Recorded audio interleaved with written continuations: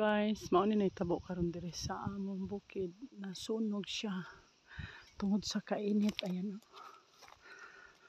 Hallelujah. But hinoon, okay ra ko kay ready na nun siya tanuman.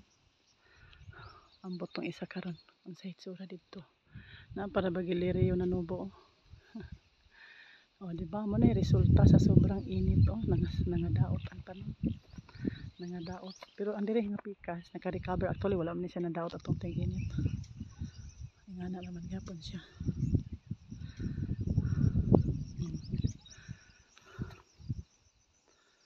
Ayan. Noon di ka mapingala diri kay. May dalan. O, nanay dalan. Noon di arataman ang rough road, simentado na dito sa unahan. Ayan o. Kani akong concern. Kaya nasunog mo, nagipangita na ko ang bantay. Ayan. Thank you for watching. Lawas pa na dito sa pungkoy. Kayo nga imong galantawon o. Lawas pa na dito. So yun na. Tuliluag guys siya. Pero 1 hectare akong makaya kay tigols na ko. Kanang uban mga batanon dito na sa unahan.